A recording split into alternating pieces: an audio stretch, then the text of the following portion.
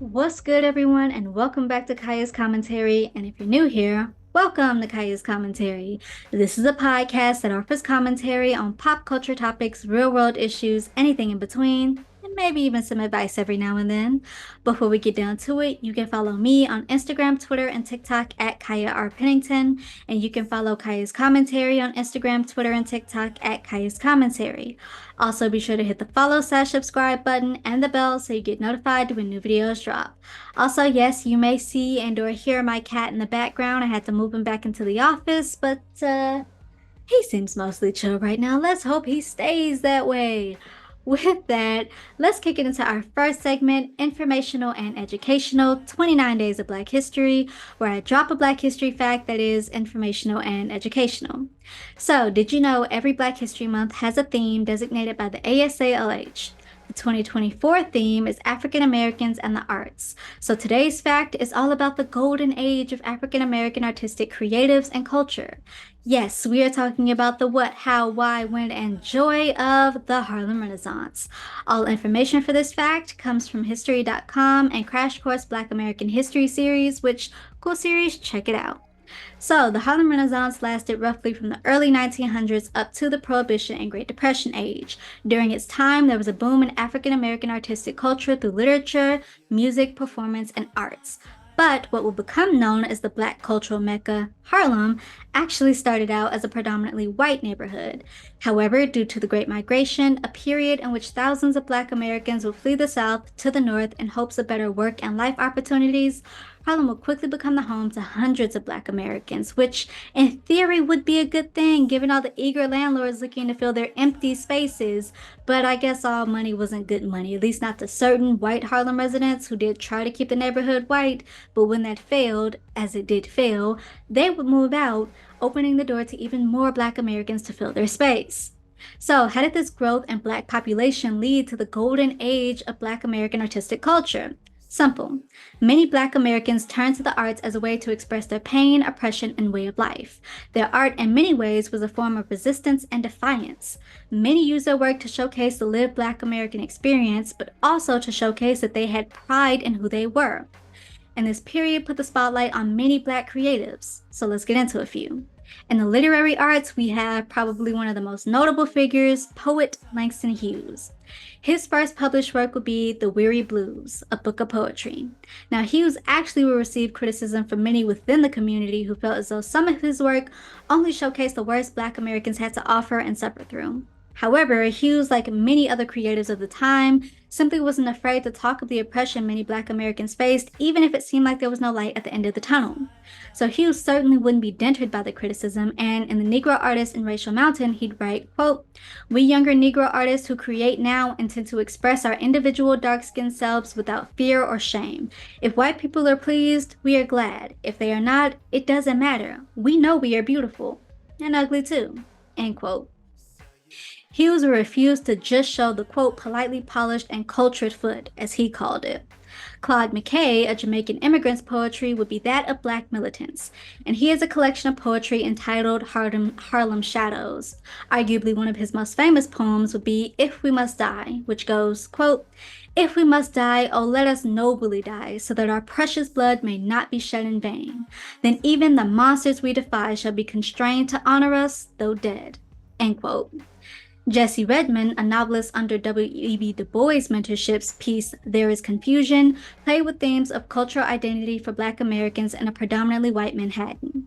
Zora Neale Hurston's work, although it wouldn't be appreciated until well after her death, dealt with the intersectionality of being a Black woman in America in addition to Black Southern folklore.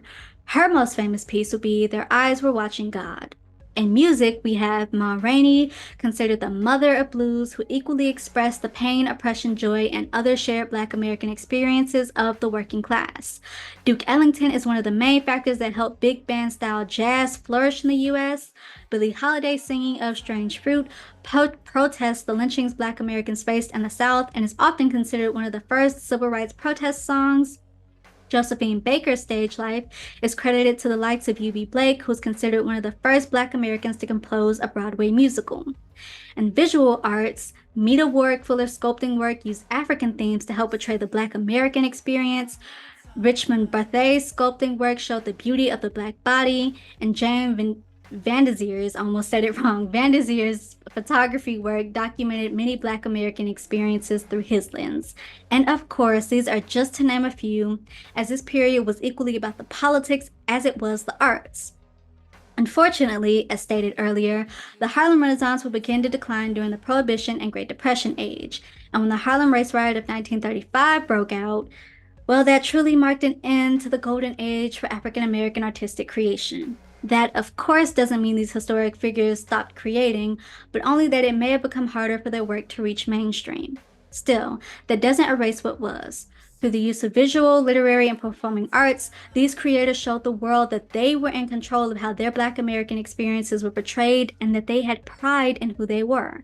And not only can it be argued that this early stage of Black pride was a stepping stone for the Civil Rights era, but also these creatives would pave the way for many future Black artists, storytellers, and performers, including myself.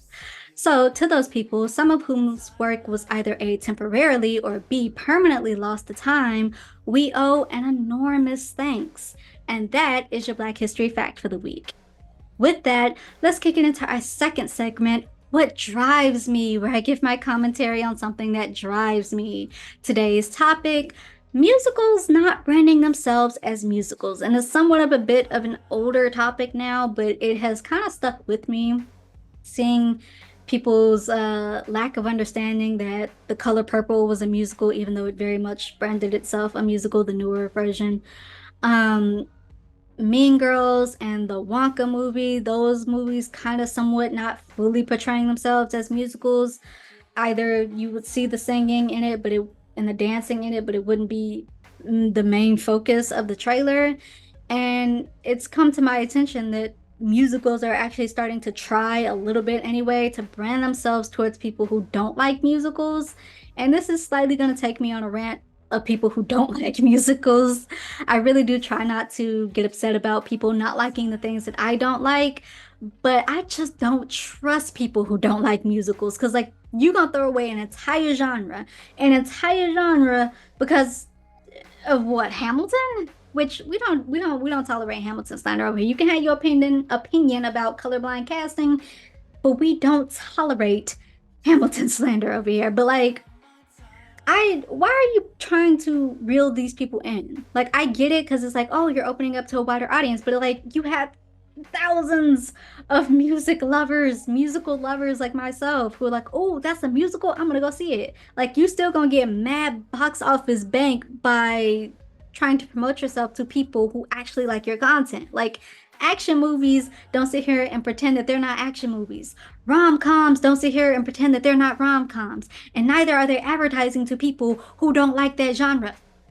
Equally, you will sit here for 2 hours as a city gets destroyed by a metahuman. You will sit here for 2 hours as two people fall in love in under 2 hours over a rom-com that is very aware of itself because rom-coms can't not be aware of themselves anymore. So you watching a rom-com that is very aware of itself and you'll sit there and watch that with no complaints. But singing about your feelings is where you draw the line? Like, I don't trust people who don't like musicals, like, because there are just so many. You have Fiddler on the Roof, you have Chicago, you have Dreamgirls, there are so many. There are so many for you to be like, oh, I don't. And then there's Disney. What do you think Disney is? Those are animated musicals. And I bet you got at least 5 Disney favorites that you have, which means you actually are a musical lover. Like, I don't get why people don't like it. But furthermore, I really don't get why you want to sell to people who don't want to watch it. Like, yeah, oh, well, they bought the ticket, so I still get the box office bank. But, like, you get the box office bank.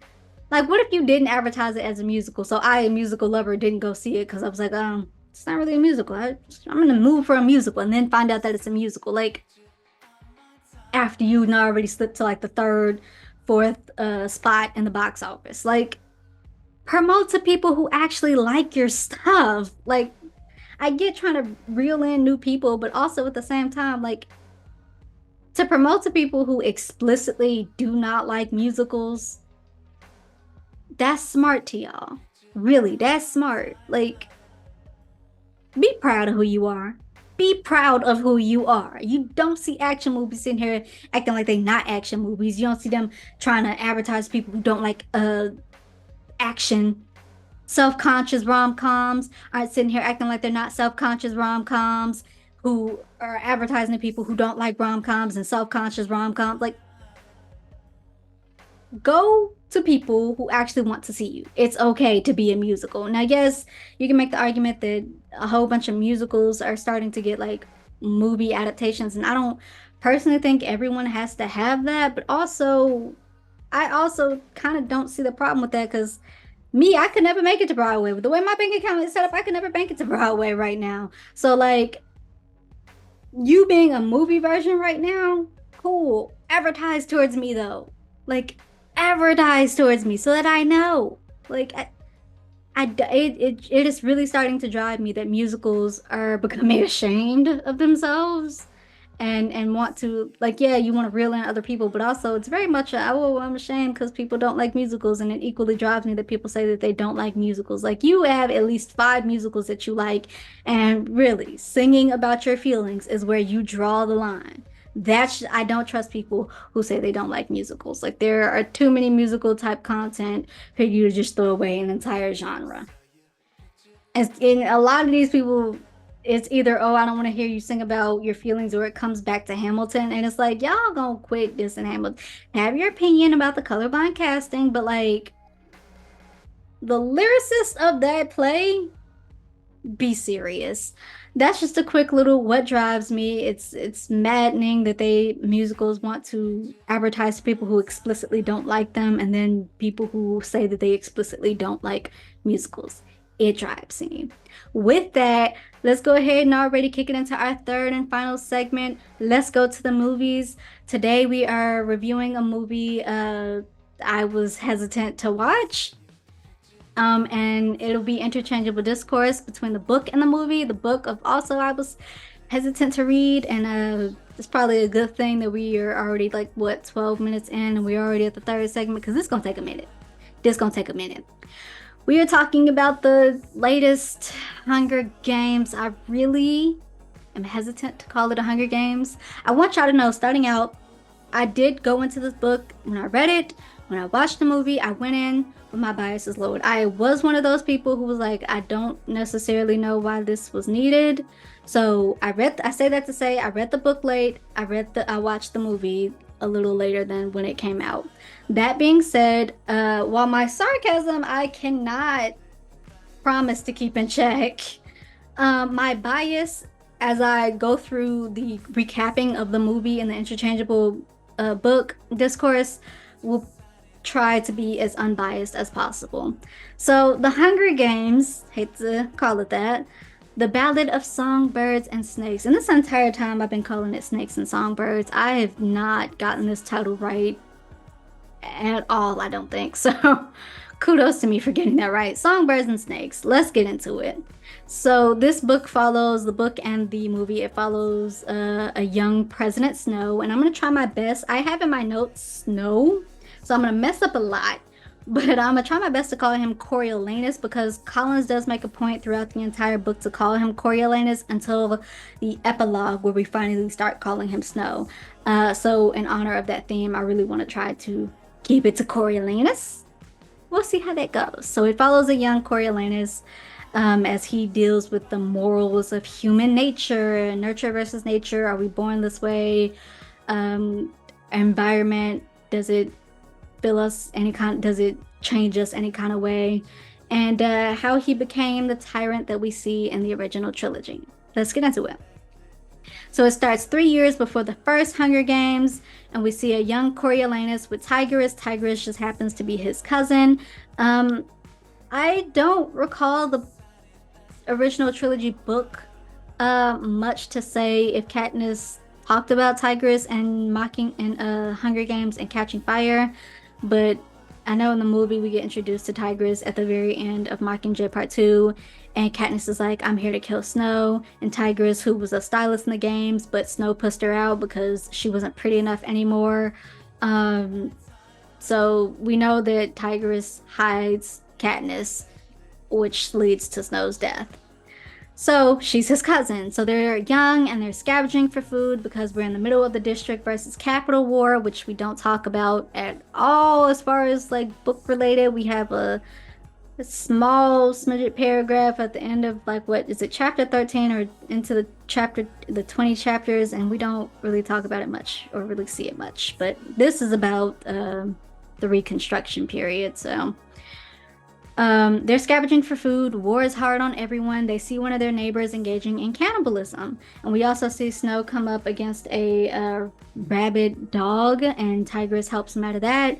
Then they go home to find out that his father is dead and he was killed in a rebel trap out in the forest in District 12. Could this be why he hates District 12 so much? Da da da. Part one, the mentors. Coriolanus is 18 years old, and he, Tigress, and their grandmama, they're all together, and they're poor. They're not poor, but by capital standards, they are lacking, and they're putting on airs about themselves because they don't want people to know that the great snow fortune has come crumbling down, because their fortunes were tied up, ironically, in District 13, I think. And so the great snow fortune has come crashing down, and they're poor. So Coriolanus goes to the academy and he's trying to get into the university. Tigress works at a fashion shop and she is a confidant of Coriolanus. And it is announced that the students will be mentors in the 10th annual Hunger Games. And we see Coriolanus chatting it up with his classmates, one in particular, Clemencia. And he's putting on airs. He doesn't want people to know. And so he's like, cooked made steak for breakfast, had to throw half of it out. Clemencia is like, shame on you. Don't you know they're starving in 12?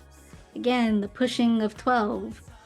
We also see he and his other classmates are talking about Sejanus. Sejanus is a district-born child, District 2, but his father was able to buy their way into the capital, and so now they are capital living, but Sejanus hates it because the capital people are so half of the capital people, because we find out the capital people really do, some of the capital people really do have morals, and they hate the Hunger Games. So Sejanus is one of those, this is horrible, we should be everyone's government type thing, and capital people who are like, we're above the districts, are like, oh, he's just so full of himself, he's so high and mighty. So they don't like Sejanus, and they're talking about him, and one of his classmates say, oh, look at you, you made it to the reaping for once. Now Sejanus, he didn't come to play. I can't, he snapped. He said, and you made it to graduation, we're both shocked. Like, he did not come to play, and you know what, I gotta give it to him on that one. I gotta give it to him on that one. So the thing about the Hunger Games is that no one wants to watch, not in the capital and certainly not in the districts. So the students are brought in to find ways to make it interesting to watch, to make a spectacle out of it. I really want to try to remember, I think I have it in my notes now, but I really want to try to remember to come back to the use of the word spectacle. For Coriolanus, this is a chance to regain his family's fortune. Like I said, after the war, it left them down bad and they're trying to hide it from the others. So we find out there actually is no prize money for the tributes. It's instead a final assignment to turn the games into a spectacle. So Coriolanus is hoping to get a career 1 or 2, but he'll take almost any except the lower districts. Can you guess which district he gets? That's right, 12, and the girl at that. Apparently they used to split up mentors and tributes. Like one mentor didn't mentor 2 tributes. You'd have a mentor for a District 12 girl, mentor for District 12 boy, so on. So he gets Lucy Gray Bard. So Coriolanus sees this as horrific, the lowest of the low, no chance to win, until he sees Lucy Gray. And Lucy Gray gets called up, and as she's walking up, we see the mayor's daughter, Mayfair, I believe her name is. She's like, let's see you sing your way out of this one. Lucy Gray drops a snake. She has a way with snakes. She drops a snake down the mayor's daughter's skirt, and then she walks up to the stage. The mayor slaps her down for that assault. And in the book, she's about to cry, and then she hears someone sing. In the movie, she hears one of her cubby people. Now she, and we'll get to this later, is not really district born, so you can think of her and her people like circus people. So she begins to cry, and we see that she's a performer. And after she does her performance, she gives the Mockingjay bow. She's charismatic for sure. Rachel Zegler, who plays Lucy Gray, says Lucy Gray is a performer forced to fight, whereas Katniss was a fighter forced to perform, which she ate with that one. I ain't gonna lie, she ate with that one. So Coriolanus is not the only classmate who's upset by their tribute to Janus. He's a District 2 boy, bought his way into the capital. He hates the idea of doing this, and so he gets Marcus, a District 2 tribute. And they actually were classmates, so he is not happy, not at all. So Dean Highbottom and Coriolanus talks. He makes it clear that he does not like Coriolanus, and if it were up to him, Coriolanus would not win. And we know he knows that Coriolanus' family is dirt poor, and so he's like, you would stay that way if it were up to me. He got mad beef with him, which we won't find out until the end. So Coriolanus talks to Tigris about how he thinks Dean Highbottom is sabotaging him by giving him a District 12 girl who might be insane. And Tigris is like, well, just talk to her, get to know her, gain her trust, and see if she can work with you. We clearly see that Tigris has compassion. So to make a good impression on Lucy Gray, Coriolanus decides to meet her at the train, and he sees just how starved some of them are and how dehumanized they are, apparently. And to the book's credit, because when I first read The Hunger Games, I literally thought this is how it was. I thought they rounded up the tributes and then you threw them into the arena gladiator style and you fought it out to the last one standing. That's how they used to do it. Like, they didn't feed them, they didn't train them. Whatever condition they were in, that's just the condition that they were in. And you took them up, you round them, you kept them in the zoo for a couple of little days, and you threw them in a stadium and you let them duke it out to the last one standing. So I don't think it was even any really place to hide in the stadium in the book, I don't think. So, but that's how it is. And he sees how dehumanizing they are. He still rides in the cage with them. He offers Lucy Gray a flower at the train station, which in the book, it really seemed like it was a red rose, which prompted me to think, how he get the white roses if all his roses are red? Like, it seems like they hone in on red roses, but in the movie I do think that it was a white rose. Then he rides in a cage with them to the zoo. He almost gets attacked, but Lucy Gray is the voice of reason. The train ends up literally dropping them into the zoo. Now we see Lucky Flickerman, who's the weatherman and the first ever host of the Hunger Games. He'll become to be the first ever host of the Hunger Games and is most likely Papa Flickerman to Caesar Flickerman. So Coriolanus and Lucy Gray turn it into a show. We get her backstory. Her and her people were Covey. They were roaming, but when all the war happened and ended, the capital rounded them up, and they just happened to be in 12. She's a performer. She's very enticing. Coriolanus gets reprimanded by Dean Highbottom for doing so, for quote-unquote endangering the life of a capital citizen. Like I said, Highbottom got beef with Coriolanus, and we won't find out till the end. So Janus shows his hatred for the games as Dr. Gruel, the head Dr. Gall comes in. She's the head game maker, which they do this thing where she talks in rhyme, and anyone that's just like so crazy and eccentric talks in rhyme or rhythm or type thing, and I don't necessarily have a problem with it. It really is just how it's played. Viola Davis did that, so she played that, so kudos. But she comes in with her ideals of human nature. How do we keep control? What do you love about war? Human nature, is it self-destructive? And she asks Coriolanus what's the point of the games. He's like, oh, to control the district. She wants him to go deeper, and she sees potential in him, and she wants him to go deeper into it. Now, Dean Highbottom doesn't think the students should mentor the game, and he thinks that the games are outdated. Coriolanus takes the opportunity to say that the games aren't outdated, but we just need to update them. Well, he says that they're not outdated, but they could certainly do with some changes. We should allow people to get close to the tributes, make them root for them, maybe bet on them, all types of things that will become to known in the of the Hunger Games in the original trilogy. So she's like, okay, well, write me out a proposal of idea, and Clemencia takes the chance to capitalize on it. Now in the book, Dr. Gall assigns this to Coriolanus, Clemencia, and some other students. So I don't know why in the movie they made it seem like Clemencia was a capitalist capitalizing on this, but we also see that Dr. Gall is a mad scientist, and she has many weird creations, which I'll come back to. So Coriolanus and Sejanus go to the zoo, and they feed the tributes, those who will take it. Marcus, Sejanus' tribute, will not. at all. Like I said, they were classmates and he just don't want nothing to do with it. We see Arachnia, who's one of the mentors, and she's one of the mentors who's like, we're so above them.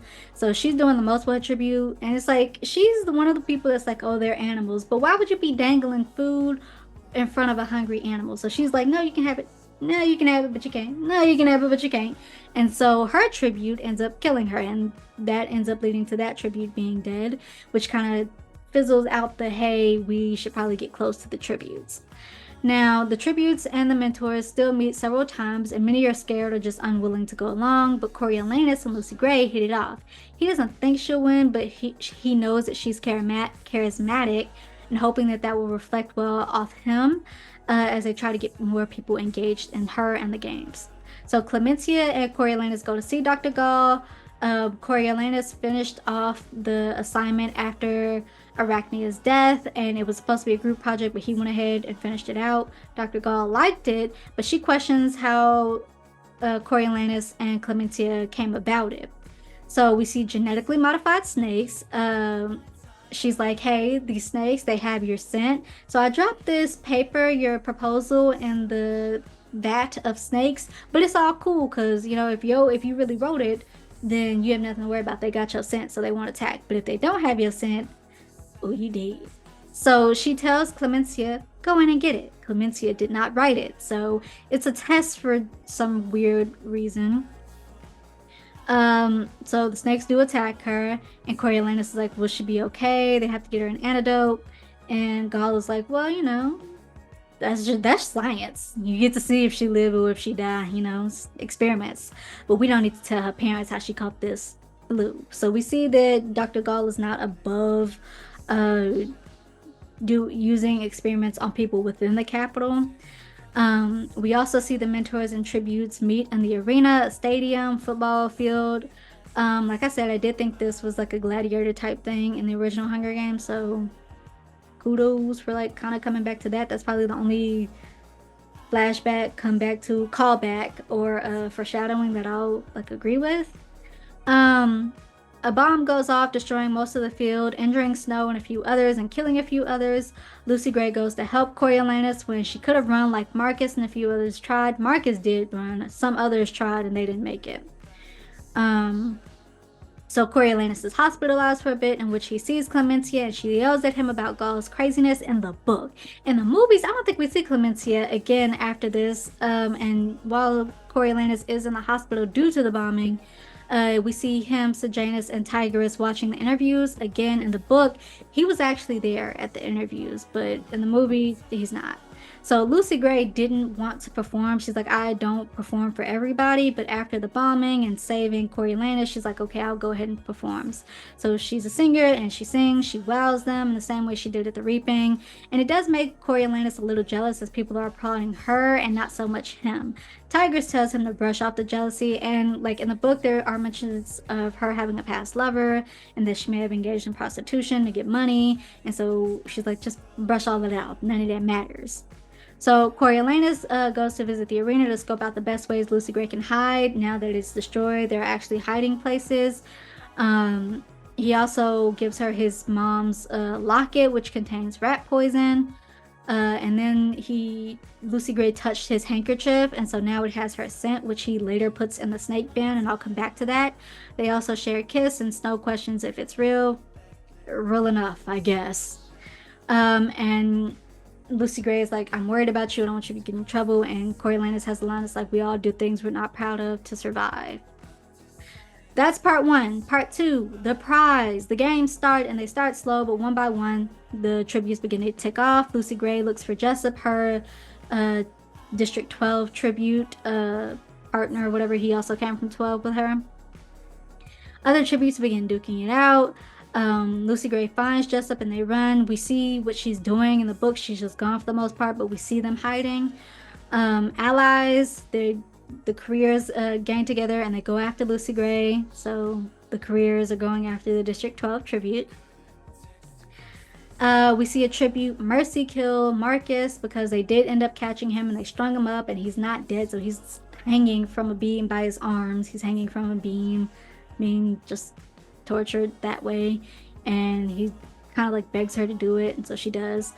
Still ends up getting her a prize. Sending prizes into the Hunger Games using drones is still very new, so it's still a work in progress. So Dean comes in to taunt Coriolanus. He does not want Coriolanus to get the money because now there's a plinth prize. Sejanus' dad is offering a prize. He doesn't want Snow to get it, Coriolanus to get it. And so he's like, how much do you care if she lives, knowing that that money is never going to you? He says, I'm going to make sure it doesn't go to you. So how much do you care if she lives now? So Coriolanus is called to go into the arena to get Sejanus out after he sneaks in to honor Marcus's body, and it leaves them both a little bruised, and we see Coriolanus' first kill. So Gaul stitches up Coriolanus, and she speaks of human nature again. Pardon me, she calls it humanity undressed.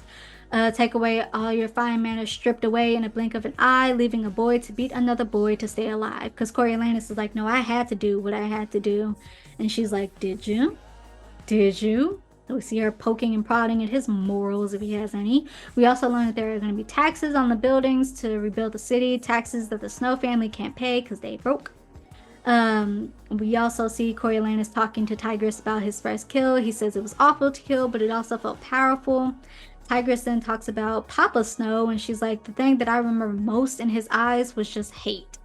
So Coriolanus already in his head, though, was making excuses as to why he had to do what he had to do, so he ain't trying to hear that. So in the arena, we see Jessup. He finally snaps. He got bit by a bat, trying to keep the bats off Lucy Gray. So he got bit by a bat. He has rabies, and he finally snaps. And so Coriolanus gets Jessup's mentor to drop water on Jessup. In the book, it's like I think water got dropped on him, and then he was like, oh my gosh. And I don't think that's how that works. Like, I guess you have a hesitancy of water when you get rabies, but I don't know if it works that way. In the movie, a bottle of water drops in, crashes, and he just slips on the spilled water and falls to his death. Coriolanus thanks the mentor, and she's like, it's nothing to be proud of. So she probably has feelings about doing this as well, the Hunger Games as well. We see Coral, one of the tributes. Her specialty is a trident. And her pack, they gang up on Lucy Gray. Coriolanus sends water ends on drones. Mind you, there's still a work in progress, so that the drones end up attacking the other tributes, which gives Lucy Gray the opportunity to take the water and hides it. She ends up poisoning the water, but we see one of the sickly tributes come in and drink it, and she really kind of didn't want her to be the one to drink it, but you gotta go. So Reaper, who's another tribute who was unwilling to play their games, he pulls her body with the rest of the fallen. In the book, he's been gathering the fallen bodies, and he's honoring them that way. So he puts her body with the fallen, and he covers their bodies with the capital flag that's hanging up. And he's like, are you going to punish me now? So he's taunting them. Gaul interrupts the games at this point to say that the president's son, in the book I think it's his grandson, is dead due to the rebel attack. And so now everyone in the games is doomed. So the snakes are going to get dropped in. And this is when Coriolanus drops the handkerchief into the pit. Also, we get the backstories of Jabberjays, and in the book, Jabberjays and Mockingjays. I think in the movie, we don't really get to see Mockingjays so much until like the very end. And the movie just focuses on Jabberjays with slight mentionings of Mockingjays. But in the book, it's equally Jabberjays and Mockingjays, and Coriolanus hates Mockingjays. Like, he finds them abnormal and that they need to be eradicated. So Coriolanus helps Lucy Gray in the arenas when Gaul lets out the genetically altered snakes, the handkerchief in the pit. Wobie comes out. Now Wobie in the movie, I can't remember in the book, but in the movie she's a Down syndrome young girl. So she's the first to get attacked by snakes, and I bring that up because it's horrific, which I'm gonna come back to. Reaper accepts his fate. He's just sitting there. Snakes crawl up his body. He accepts it. Others go. Coral is one of the last to go, and she comments on how it's not fair. I couldn't have killed them all for nothing. Similarities to Kato? You decide. In the end, Coriolanus tries to claim victory, but Gaul wants everyone gone to show the rebels that they can't win. Lucy Gray begins to sing as the snakes approach her and crawl up her body, but they don't attack her. They have her scent, and so people are moved now. The mentors are moved, and they're like, no, stop the games, stop the games. So Lucy Gray wins the Hunger Games by hiding, using snakes and rat poison she brought in. However, Coriolanus gets caught for cheating, and Dean Highbottom punishes him. He makes him a peacekeeper for 20 years, leading us into part 3, the peacekeeper. Because they cheated, Lucy Gray is sent home per the rules anyway, but Coriolanus becomes a peacekeeper and asks to get sentenced to 12 in the book. In the movie, he is sentenced to 8 but bribes to go to 12. And Sejanus meets him on the train, and they're like, oh, hey, it's cool to see you again, but, watch out. It's a different world out here that comes from Coriolanus, or is it his grandmother? Because in the book, his grandmother is all about it's a different world out there. They're animals, and we're civilized. So is that him, or is that his environment playing on him? In the book, there's a whole lot of routine before Sejanus arrives, but ultimately his dad, who has money, paid off people to keep him from getting in trouble for sneaking into the arena, and just made him a peacekeeper. In the book, part 3, we get a lot of routine. They work, they march, they work, they march, and then we get into seeing a hanging of rebels. In the movie, they just go ahead and cut to the hanging of the rebels, and the tension between the residents and the peacekeepers is palpable, and Sejanus is already resentful because one of the residents is getting sentenced to hanging just for being associated with them. And so he's talking to Coriolanus about this, and Coriolanus is like, being directly associated with rebels, what more does she need to be considered for a hanging? So again, are these factors already in him, or are there other factors playing on his mind? Coriolanus finds Lucy Gray and her cubby, and they meet regularly. In the book, he also meets Billy, who used to go with Lucy, but he played her and the mayor's daughter, which is, like I said, speculated why Lucy Gray got reaped in the first place. Sejanus begins helping the rebels, and we also see Lucy Gray pinning the hanging tree. One day, as Snow finds her, she talks about how Dean Highbottom sent her home and was like, glad you survived Coriolanus. And Lucy's like, well, what do you mean by that? But they don't question it too much. Again, Sejanus conspires with the rebels. This time, Coriolanus calls him on it. He's like, they lost a war that they started that made your family rich. I'm not going to throw away any chance I have to get home because you feel guilty. Coriolanus to Sejanus. Mockingjays and Jabberjays, we get their backstory. Snow hates the Mockingjays, but like I said in the movie, I think we mainly focus on the Jabberjays, and we don't see the Mockingjays until the end.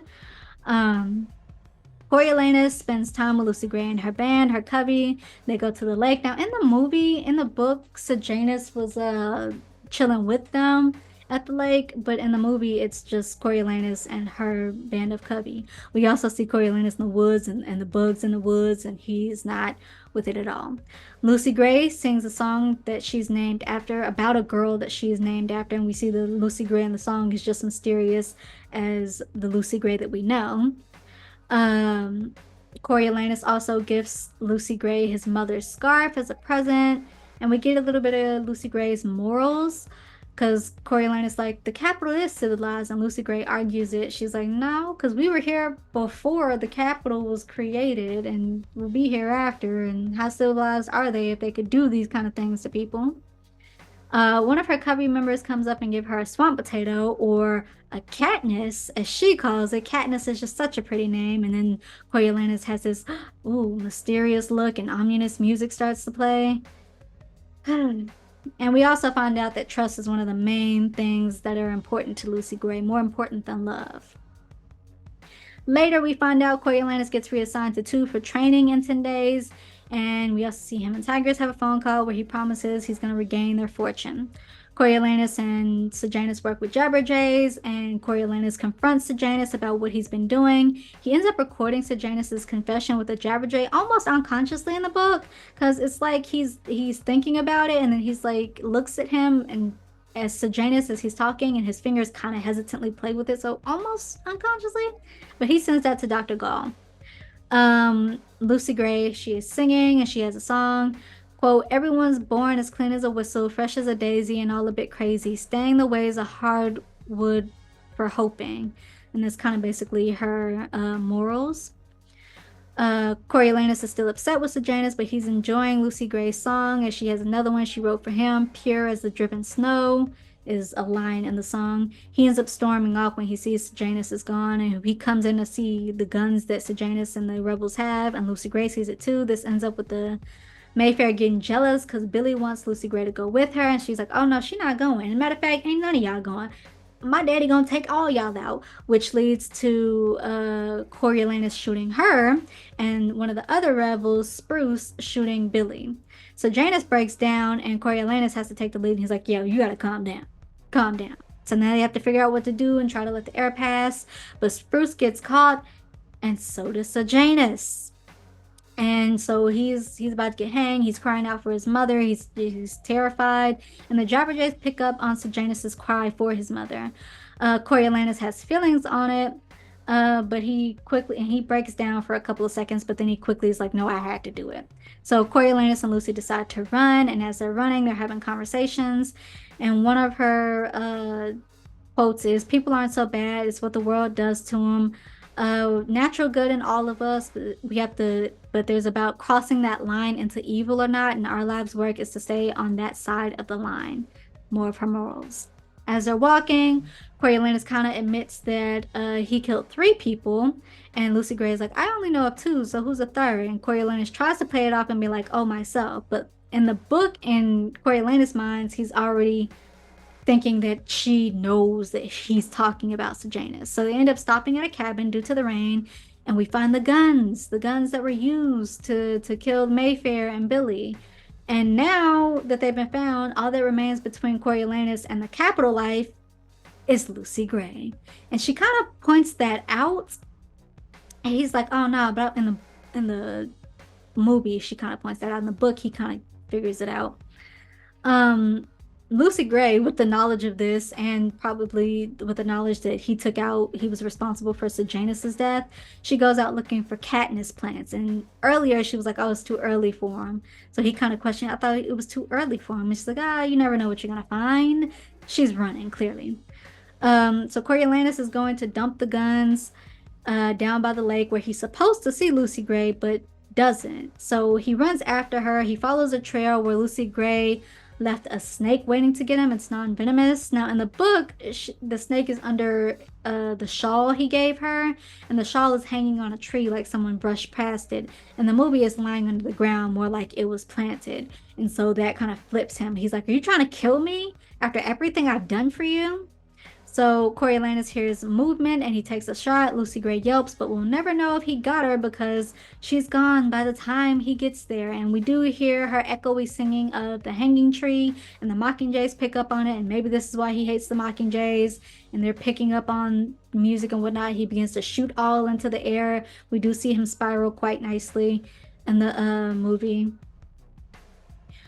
So he stumbles back to town. He goes off to his internship. He ends up returning to the capital to find out that Dr. Gall only sent him to the districts to teach him a lesson on destructive human nature, which if ever you wanted to compare The Hunger Games and Divergent, now is the chance. Just saying.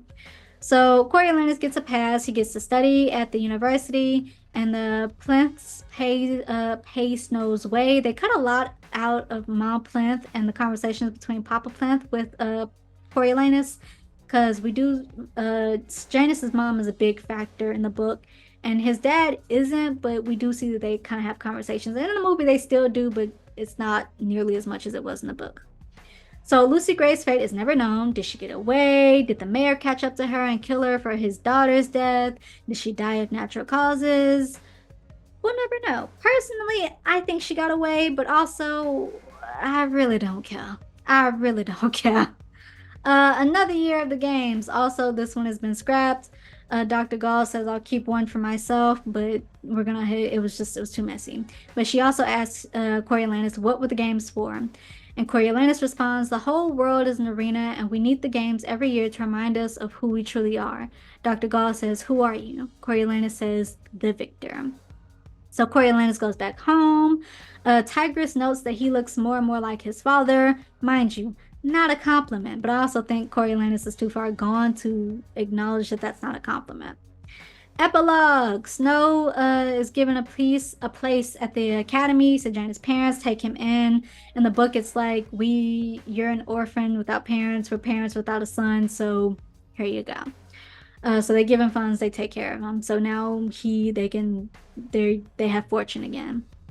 We find out why Highbottom hates Snow. His dad stole the idea of the Hunger Games and passed it on to Dr. Gould. And so you're thinking, oh, so he wanted the credit for it. Mind you, he got the credit for it and he hates it. He has a line that's like, the blood of so many more will be on my hands because of you, because Snow helped to revive the Hunger Games. So his dad he created the Hunger Games when he was drunk, and he was so horrific when he sobered up. He was so horrific about what he created. He wanted it gone, but it was already gone into Dr. Gall's hands with his name on it. So he gets the credit now. Snow is a big part of why the Hunger Games are the way they are. In the original trilogy, the 10th Hunger Games are scrapped, never to be seen again, and Snow thinks that's for the best, another way to rid himself of Lucy Gray. And Snow kills Highbottom with rat-poisoned morphling, because Highbottom has been a morphling addict to deal with the guilt. And so Snow takes him out. And the last line in the book, which is the Snow family motto, is Snow lands on top. And that's really the end of the movie and of the book. Thoughts. I firmly stand by my initial mind as a reader and a viewer, which was, this was not needed. I'm sorry. No, I'm not sorry. I'm not sorry. This was not needed. I tried to watch several video analysis of it, but really could only get through 3. The main 2 were Princess Weeks and Amanda the Jedi videos, because I felt like if there was going to be anybody that could make me see why we needed this, because people were like, oh no, we need this. We needed this. So if anyone could show me why we needed it, I felt like it would have been them. No. No, Princess Weeks really spoke more to the do we agree support rebels, which in fiction, yes. In reality, no. Amanda the Jedi, for the most part, because I do have a few disagreements with her takes, but for the most part, she reaffirmed for me that this didn't reveal anything about Snow that we didn't already know. Like, everything, the morals and all of that could be inferred from the original trilogy. Because not to take away from anyone's acting chops here, because they played their parts fine enough, but like, Donald Sutherland played Snow to the point that it didn't need further explanation for me. Now for Collins, she says she never go back into a universe unless she had something to say. I really wonder if that's true though, because like I said, nothing in this book to me is just so groundbreaking, so explanatory. Like, I really have the mind to ask you, did your agent hit you up and be like, hey, yo, you see the political state of 2020? This was released in 2020, so you see the political state of like 20, I don't know, 18, whatever, however long it took her to write the book. Because she didn't start it right after the original trilogy. That's for damn sure. You see the political climate and how it's just like coming to a boiling point. Hey, you see how it came to that boiling point in 2020? Be capitalist to do a cash grab, because that's all this felt like to me. That's all this felt like to me. It felt capital-like, like to capitalize on one of arguably the worst times in modern history, and that's what it's felt like to me. Now, to the Hollywood Reporter, because I did do my research as to why she wrote this. To the Hollywood Reporter, she says, in the first chapter of The Hunger Games, I made reference to a 4th District 12 victor Katniss doesn't seem to know anything about, the person worth mentioning. While her story isn't well known, Lucy Gray lives on in a significant way through her music. Imagine his reaction when Katniss started singing Deep in the Meadow to Rue in the Arena. Beyond that, Lucy Gray's legacy is that she introduced entertainment to the Hunger Games. I thought a lot about the period after the Civil War here in the United States and also the post-World War II era in Europe. People trying to rebuild, to live their daily lives in the midst of rubble. The challenges of food shortage, damaged infrastructure, confusion over how to proceed in peacetime, the relief that the war was over, that the war ended, coupled with the bitterness toward the wartime enemy, the need to place blame. Colin also makes reference to Locke's theories of, I'm going to butcher this, but tabula rasa, which theorizes that everyone is a product of their experiences. Quote, Snow's authoritarian convictions grew out of the experiences of his childhood, as did his complicated relationship with Mockingjays, food, the Hunger Games, District 12, District 13, and women. So you rewind and plant the seeds. To Our Own Mind Scholastic blog, she said, given all of that, you still need to leave room for Snow's personality. Is he a product of nurture or nature? Everyone of his generation experienced trauma, loss, and deprivation. Yet Sojourner's Tigress, Lucy Gray, and Lysidria turned out very differently. For whatever reason, Snow has a very controlling personality. Then he experiences one of the most out of control emotions, falling in love. It turns out to be a bad combination. And I've seen several other takes. That's why he hates Katniss. It's the things we love most that destroy us, because they do end the movie with "it's the things we love most that destroy us." Oh, he was talking about Lucy Gray. Oh, he was talking about human nature. Oh, he was talking about his love of power. Oh, it's less about Snow as a character and more about the moral questions that she's posing. For me, all of these takes can be dismissed. Snow doesn't hate Katniss because of Lucy Gray. Snow does not remind him of Lucy Gray. Katniss is a rebellious teen who is threatening his very fragile system and giving too much hope to the people. Quote, "A little hope is effective, a lot of hope is dangerous." Snow in the Hunger Games movie. Katniss was dangerous. He didn't have beef with a 16-year-old girl because of a chick he was semi messing with for a few weeks who showed him a Katniss plan. He remembered that. Like, no, Katniss was a danger to him. And him being the psychotic, narcissistic tyrant that he was, saw that. But this book didn't show us how he was a psychotic tyrant, rather. Like, we're in his head and we see he a narcissist. But also, all of that can be inferred from the OG series. Also, like I said, it doesn't show us. To her credit, she doesn't do the stereotypical thing of a good character sliding into madness, which honestly, I don't even have a problem with, depending on how you do it. To me, and I know this kind of falls into me playing into one of the morals that she brings up, but he was already that way. He was already that way. Like, sure, his environment. You can make the argument, well, why is it his environment and not Tigress's environment? Even a story about how they came out different would be better than just completely Snow's point of view and him dealing, quote unquote, with these morals, because he's not dealing with them. These morals aren't challenging him. He has already had his mind made up. Several of the quotes from him in the movie and in the book that I brought up, he already had his mind made up. It's a different world out there. She was associating with rebels. What more does she? That's him. It's not his grandmother. It's not even Gaul. Like, it's him. He already has his mind made up. He's not. These morals aren't challenging him, so it doesn't change him in any way. So maybe she should have done the character slowly descending into madness, because nothing challenges him here. It's the things we love most that destroy us. Again, he was not talking about Lucy Gray, because I don't believe he was truly in love with her. He wanted to own her, to possess her, and he has lines like that in the book. It was about ownership. It was not about love. Nor do I think he was talking about human nature or his love of power. All throughout Catching Fire, he wanted Katniss to prove that she loved Peeta. She did, and him, again, being the psychotic, narcissistic tyrant that he was, used that against her. He was breaking her hope because Peeta was her hope. To me, that's a plain and simple thing, and I feel like this is The Hunger Games is a very deep piece of work, but also you don't always have to go so deep. Like, there are some things, and of course, different perspectives, of course, but to me, personally, it's like, that's not something that needed to be like, oh, that part is so deep and profound. Don't go deep and profound on the quote unquote simple stuff. Less about Snow and more about the morals. Morals that we see all throughout the OG series. This notion of, oh, Snow could have been good. No, he couldn't. Snow's that privileged kid that hangs out with a disadvantage, talking about, yeah, I see you're struggling, I hate it. I mean, like, somewhat, because I do see the logic in keeping y'all oppressed, but the way we go about it should be talked about. And then when a cop shows up, he runs. Because he called the cops, because y'all were talking dangerous type of rhetoric. Also, anyone has the ability to be good or bad. Effie could have chose not to care. Senna could have chose not to care. Haymitch could have chose not to care. Plutarch could have chose not to care. But they did. Even Gale, as much as I dislike Gale, if you wanted a character that was fighting with these morals or quote unquote villainous, or fighting with the needing to place blame on the wartime villain, Gale, there you go.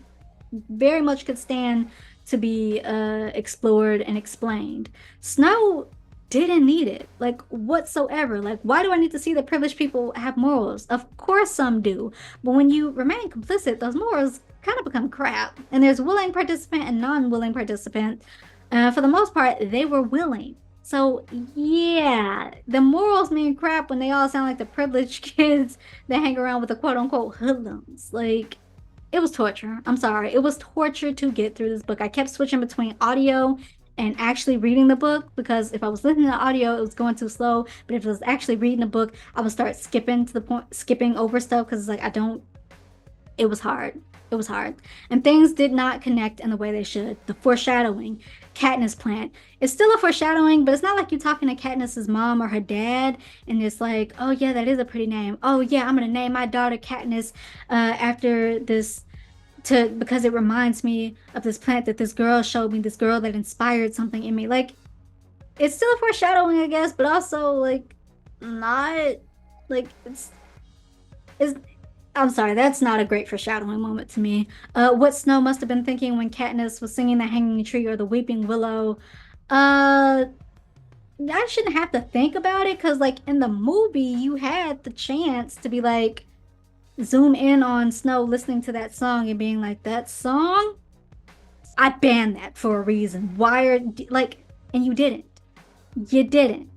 Even the use of the word spectacle, in Mockingjay, um, what's the Paler, Commander Paler, she talks about how they want to make a spectacle of our death. It's like you're pulling from these things that already happened and being like, hey yo, this is how that happened, that's how that connects, but it's like it doesn't connect because they don't. Um, it just feels like a cheap, hey, you remember this? Yeah, that's how that connects to this prequel, but it doesn't connect to the prequel. Like, you don't have things to pull on.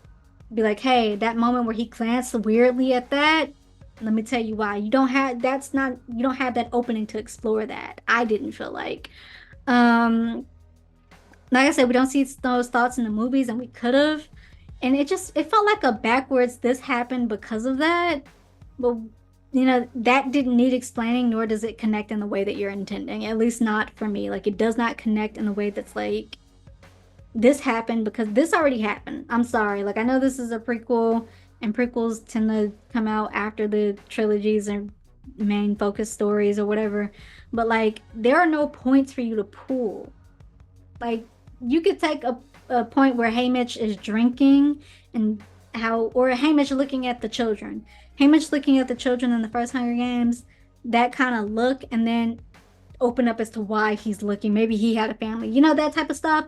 But you don't have that with Snow to be like, this breaks off into this. Now let's tell his story. It just doesn't connect for me.